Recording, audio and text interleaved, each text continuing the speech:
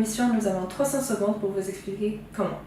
Aujourd'hui, nous allons aborder le thème des médias et de l'opinion publique dans les grandes crises politiques en France.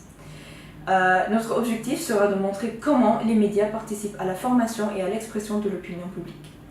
Le sujet que nous traiterons sera les médias et l'affaire Dreyfus. Avant de débuter, replaçons-nous dans le contexte historique. La Troisième République s'enracine progressivement, même si elle est secouée par des crises, comme celle de l'affaire Dreyfus, qui, à la fin du XIXe siècle, a fait couler beaucoup d'encre. Mais pourquoi et comment cette affaire a-t-elle tenu en haleine la France et le monde pendant 12 ans ? En 1894, le journal Le Figaro révèle l'existence d'une enquête menée au sein de l'état-major de l'armée pour trahison et l'espionnage avec l'Allemagne. Le jeune capitaine Alfred Dreyfus est accusé d'avoir remis des documents militaires à l'ennemi allemand. Proie facile car de religion juive, il est immédiatement mis au banc des accusés par le Conseil de guerre, condamné sans preuve et dégradé et chassé de l'armée. Il est jugé et fut condamné à perpétuité. Il faut savoir qu'à cette époque, la France a été traversée par deux grands courants de pensée, le nationaliste conservateur et l'antisémitisme, qui ont contribué à la formation et à la condamnation du jeune officier. Le frère de la victime engage un journaliste pour tenter de médiatiser l'affaire et mener une enquête. En 1896, le contre-espionnage trouve le vrai coupable, mais celui-ci est acquitté. L'état-major refuse de revoir le jugement d'Alfred Dreyfus et tente d'étouffer l'affaire. Plus de 100 000 articles auraient été écrits sur cette affaire qui vont influencer l'opinion, mais aussi diviser la population française en deux. Ils vont se livrer une vraie bataille médiatique à travers d'articles de journaux, des caricatures satiriques et des débats violents. Émile Zola, qui fait partie de l'élite intellectuelle, partisan de Dreyfus, publie dans le journal Aurore une lettre ouverte « J'accuse », qui est destinée au président de la République. Zola y défend des valeurs de justice et d'équité, mais aussi les défaillances du système judiciaire qui ne s'est pas donné la peine de mener une enquête en bonne et due forme. Il sera lui-même condamné à médiatiser davantage l'affaire. De plus, dans le journal Le Siècle, une affiche a été publiée en 1898 qui s'intitule « Dreyfus est innocent », qui était favorable à la révision du procès. Elle présente les grandes figures intellectuelles et politiques comme Zola, Clemenceau, etc. En revanche, d'autres journaux ont publié des articles qui étaient contre le capitaine. Le Musée des Horreurs a publié une caricature qui était de Dreyfus, qui était pendu et appelé traître. Par ailleurs, dans le journal La Libre Parole, un journal antisémite, publie une caricature datant de novembre 1894 qui reprend tous les clichés sur les juifs. Le grand nez, les grandes oreilles et la traîtrise. Et en dessus, la phrase « Les juifs, chez nous, en France, seul le sang lave une tache comme ça ». Cette affaire d'espionnage aurait pu être très vite oubliée, mais malheureusement a pris des proportions énormes qui ont fortement influencé l'opinion de la population française jusqu'à diviser celle-ci en deux.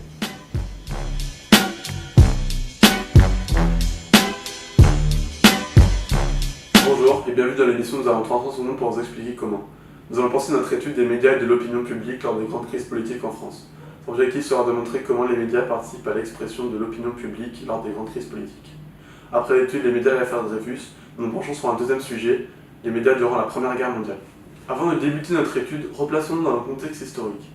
La presse écrite prend de l'ampleur dans les années 1880 grâce à la loi sur la liberté de la presse qui donne une liberté totale à la librairie et à la presse du 29 juillet 1881. Grâce à cette loi, la presse écrite devient le média principal pour le relais d'information. En 1863, il y avait eu 8,5 quotidiens pour 1000 habitants et en 80, 73, soit une augmentation de 850% en une quinzaine d'années. À l'aube du XXe siècle, l'imprimerie des quotidiens explose. En 1914, pour 1000 habitants, il y avait 244 quotidiens. Cet essor de la presse écrite peut s'expliquer par un taux d'alphabétisation en forte hausse, notamment grâce à la loi Jules Ferry en 1882, qui rend l'école primaire publique et gratuite. En 1900, le taux d'alphabétisation sera donc de 88,5%. Cette envol de la pression est surtout due à l'éclatement de la Première Guerre mondiale. Le gouvernement l'utilise comme outil de propagande afin de rassurer le moral de l'arrière sur les conditions de la guerre, mais aussi de motiver les soldats. Ainsi, la presse met en valeur des soldats français qui se démènent pour la victoire. En décembre 1916, les autorités contrôlent les lettres des soldats français et ne laissent passer que les bonnes informations pour ne pas affaiblir le moral de l'arrière. Par exemple, on peut lire « Les Allemands tirent fort mal et fort bas, quant aux obus, ils n'éclatent pas dans la proportion de 80%, ce qui ne les a pas empêchés de tuer près de 1,4 million de soldats français durant ces 4 ans. » De plus, le relais d'information est falsifié par de fausses lettres supposées écrites par des soldats français. Le Petit Parisien publiait dans son journal le 22 mai 1915 une lettre de soldat qui stipulait que à part 5 minutes par mois, le danger est très minime, même dans les situations critiques. Je ne sais comment je me passerai de cette vie quand la guerre sera finie. Les blessures ou la mort, c'est l'exception. À cette époque, la presse écrite connaît une forte censure et pour de nombreuses raisons. Pour éviter que la presse divulgue des informations susceptibles d'informer l'ennemi sur le positionnement des troupes, éviter le défaitisme, soutenir le moral des Français et souder les populations autour du gouvernement, notamment en soutenant l'Union sacrée. L'Union sacrée, c'est le nom donné au rapprochement politique des Français de toutes tendances, politiques ou religieuses, lors du déclenchement de la Première Guerre mondiale. L'aspect propagande de la presse durant cette période se montre avec la diabolisation de l'ennemi. L'apparition du terme Boche, utilisé par les soldats français et allemands, ou encore l'utilisation de fiches de propagande, comme dans cette affiche de décembre 1917, où l'allemand est comparé à un aigle qui doit être éliminé tout comme la tuberculose. De plus, Le Matin publiait le 14 juillet 1915 un témoignage d'un brancardier français qui disait que les cadavres allemands sentaient plus que les soldats français, car, et je cite, ils mangent plus de cochonneries. Ces mensonges, inventés par les dirigeants et publiés dans la presse, sera vivement critiqués par les soldats français, d'où l'apparition du terme bourrage de crâne, terme qui sera vivement utilisé par les soldats français pour critiquer ces mensonges. La naissance du Canard enchaîné en septembre 1915 a pour but de lutter contre cette censure et le bourrage de crâne. Dans le premier numéro, Maurice Maréchal dit avec ironie que le Canard enchaîné prend l'engagement d'honneur de ne céder en aucun cas à la déplorable manie du jour. Par là, il veut dire que le journal ne sera pas victime de censure et ne publiera pas de fausses informations. Le texte dit par la suite que le public veut des nouvelles fausses, pour changer. Et il affirme avec dérision qu'il a passé un contrat d'1 an avec la très célèbre agence Wolf qui lui transmettra chaque semaine de Berlin, par un fil spécial barbelé, toutes les fausses nouvelles du monde entier. L'agence Wolf étant l'agence de presse la plus grande en Allemagne à cette époque. Finalement, durant la Première Guerre mondiale, la presse écrite est censurée et divulgue de fausses informations au grand public. Malgré la loi sur la liberté de la presse, les journaux ne peuvent pas publier ce qu'ils veulent. Les gouvernements leur imposent certaines restrictions que les soldats qualifient de bourrage de crâne. Pour lutter contre ce dernier, une nouvelle presse libre apparaît. Le Canard enchaîné, journal friand d'ironie et de dérision qui existe encore de nos jours. Cependant, nous pouvons nous demander si une telle censure n'est pas un point positif dans les circonstances de la Première Guerre mondiale.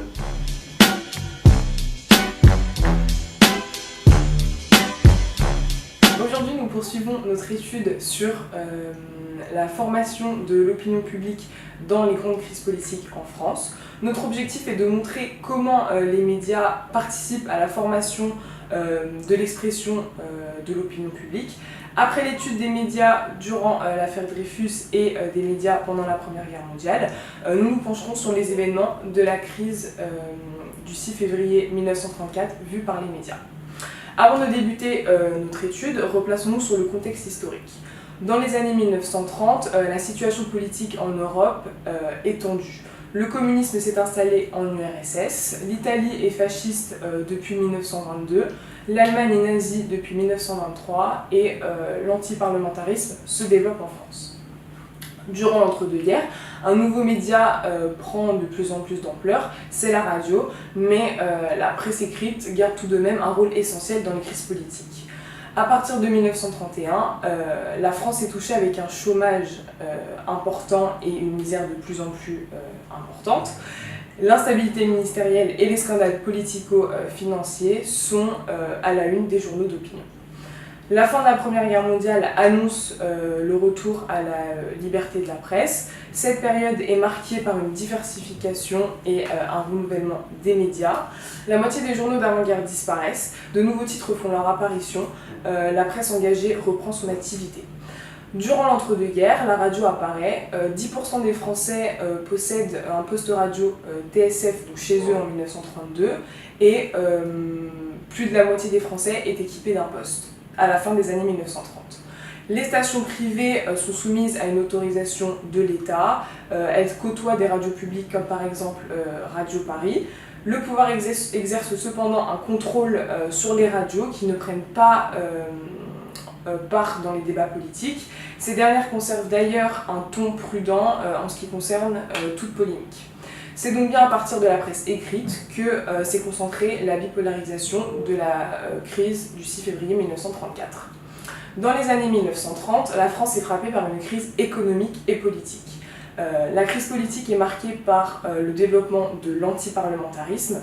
Les communistes critiquent la République actuelle parlementaire, assimilée à une république bourgeoise, tandis que les ligues d'extrême droite, elles critiquent un système qu'elles jugent trop faible et corrompu, et elles veulent la mise en place d'un exécutif fort. La presse d'opinion est le porte-parole de ces différentes positions. On peut dire que la crise du 6 février 1934 est en quelque sorte une fabrication de la presse d'opinion. Cette crise trouve des racines dans l'affaire Stavisky et la faillite du Crédit municipal de Bayonne. La une du Canard enchaîné, journal satirique, ironise sur le supposé suicide de Stavisky, avec pour titre « Stavisky se suicide d'un coup de revolver qui lui a été tiré à bout portant ». Certains élus locaux, notamment les députés radicaux et les ministres, sont aussi liés à cette affaire. Stavisky aurait bénéficié de l'indulgence des juges. Seulement le 8 janvier 1934, Stavisky meurt à Chamonix dans des conditions mystérieuses au moment où la police vient l'interpeller, mais la version aussi officielle, c'est le suicide. La presse, notamment l'Humanité, soupçonne un assassinat sur ordre. L'affaire Stavisky emplit donc l'antiparlementarisme. Le 6 février 1934, le président du Conseil Daladier présente son discours de politique générale devant la Chambre des députés. Les ligues d'extrême droite appellent à manifester, mais en pleine affaire Stavisky, la méfiance du peuple vis-à-vis des gouvernements est à son paroxysme. Les manifestants tentent de se rendre devant l'Assemblée. Les puissants ligues, dont les Croix de Feu du colonel Delarocque, appelaient à manifester devant le Palais Bourbon, pour protester contre l'installation du gouvernement Daladier. 30 000 manifestants, dont une majorité d'anciens combattants, font le siège de l'Assemblée en scandant « à bas les voleurs » et réclamant davantage de civisme et d'honnêteté. La manifestation se transforme en une émeute qui fera 15 morts et plusieurs centaines de blessés. L'événement est à la une des journaux dès le lendemain. La presse d'opinion réagit avec violence. À l'extrême droite, l'Action française dénonce les voleurs qui fait tirer sur le peuple et la répression des assassins, qui auraient fait 50 morts et des milliers de blessés. Ces chiffres sont exagérés, ce qui montre donc une manipulation de l'opinion. La gauche parlementaire, elle dénonce dans la manifestation du 6 février une tentative de coup d'État fasciste, suivie en cela par la presse qui l'approuve. Cette crise montre que le rôle de la presse joue un rôle important dans la vie politique et dans la formation de l'opinion publique. Pour la première fois, l'opinion publique et la presse font chuter un gouvernement. Enfin, la crise du 6 février 1934 témoigne donc de l'impact de la presse sur l'opinion publique. Cette crise, née d'une simple affaire d'escroquerie avec l'affaire Stavisky, s'est transformée en un véritable assaut de l'extrême droite contre le système parlementaire. Les manifestations violemment réprimées ont eu des conséquences politiques majeures et ont remodelé l'espace politique français, donnant naissance quelques années plus tard au Front populaire.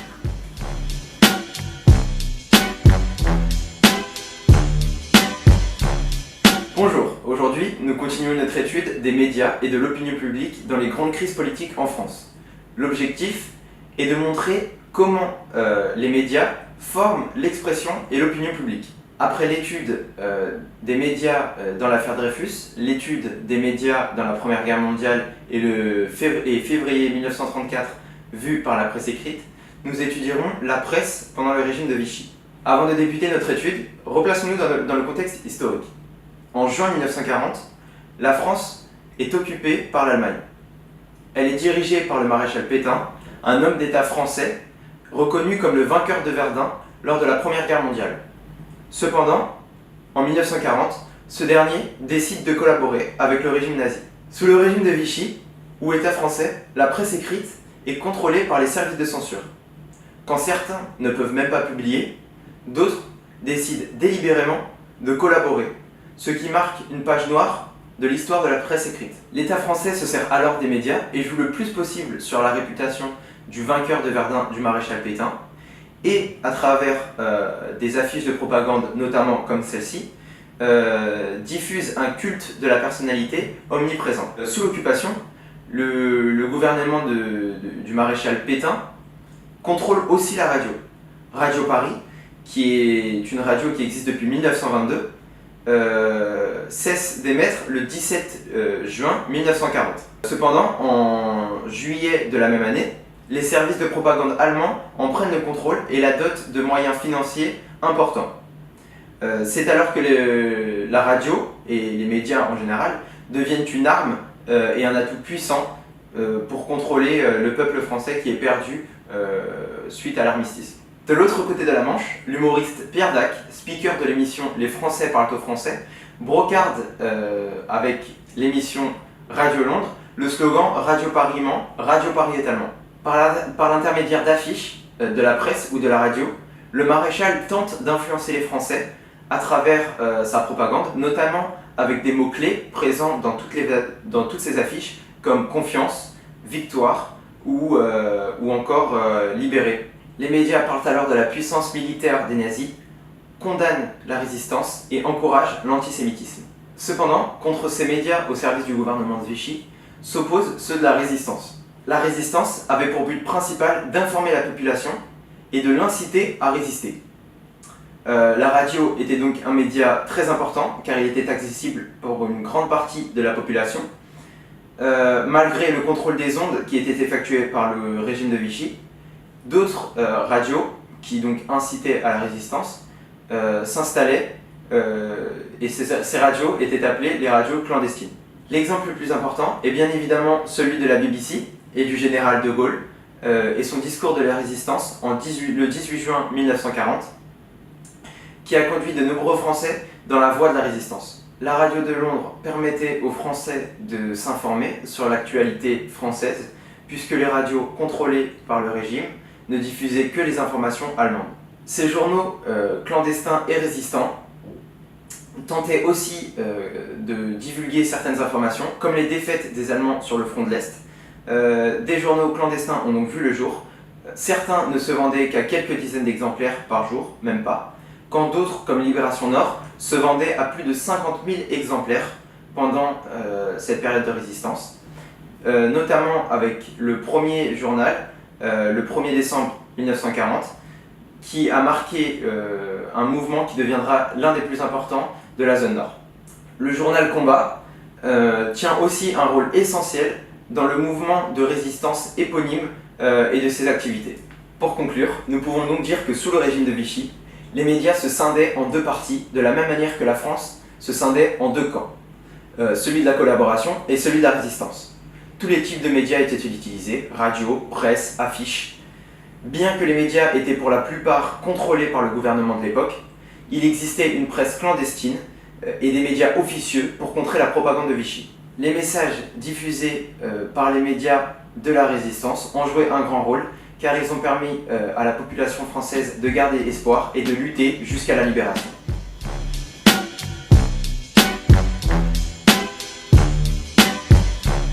Bonjour. Aujourd'hui, nous allons parler de l'objectif des médias d'exprimer la formation et l'expression de l'opinion publique. Donc, après l'affaire Dreyfus, après la presse écrite et après la Première Guerre mondiale et le régime de Vichy, nous allons enfin parler du but des médias dans cette crise et pourquoi les médias ont été vivement critiqués pendant cette crise de 1968. Donc tout d'abord, je vais parler du rôle des photoreporters et des journalistes durant cette crise. Ensuite, je vais parler de comment la différence entre la radio et la télévision, comment ils sont différents et pourquoi la radio est plus indépendante que la télévision. Et finalement, je vais vous montrer comment le pouvoir politique contrôle l'information radio-télévisée en m'appuyant sur l'exemple du dessin dessiné édité sous forme de carte postale. Donc tout d'abord, les photoreporters et les journalistes ont eu un rôle vraiment important parce qu'ils ont permis d'avoir un regard aiguisé sur cette crise. Donc par exemple, quand les personnes voyaient vraiment les photos, ils avaient vraiment un regard vraiment fixé et genre plus clair de ce qui se passait pendant cette crise. Et donc après, des journalistes comme par exemple des photoreporters comme Guy Le Quérec ou Marc Ribou, ils ont permis vraiment de voir justement cette crise qui a ébranlé ébranler le régime. Donc après, au cadre de l'ORTF, donc la radio elle est contrôlée par l'ORTF, mais par contre les gens pouvaient quand même s'exprimer dans la radio, contrairement à la télévision où est-ce qu'elle était vraiment contrôlée par l'ORTF et la police et tout ce qui était l'ORTF. Et donc pour ça, genre, il y avait une différence entre la radio et la télévision. Donc la radio était plus indépendante parce qu'elle permettait aux manifestants de plus s'exprimer, alors qu'à la télévision, il n'y avait pas beaucoup de personnes qui pouvaient parler et il y avait même des trucs qui étaient censurés, il y avait des trucs qu'on ne pouvait pas dire, des trucs qu'on ne pouvait pas voir. Donc sur cette caricature, on peut voir donc le dessin dessiné, donc il était sous forme de carte postale. On peut voir qu'il y a un citoyen couché sur son lit, donc à côté de lui il y a la police. Et ça montre, devant lui il y a une télévision avec la croix de Lorraine, donc ça c'est le symbole gaulliste. Donc le message est clair, c'est juste pour dire que De Gaulle il est au contrôle de la télévision, donc il contrôle toutes les choses qui sont diffusées pour toutes les personnes qui regardent la télévision. Et donc pour cela, ça montre un symbole de totalitarisme. Donc en conclusion, en mai 1968, les médias ont été l'un des enjeux majeurs de la crise. Ils ont orienté ou canalisé les réactions des Français sur la formation de l'opinion publique.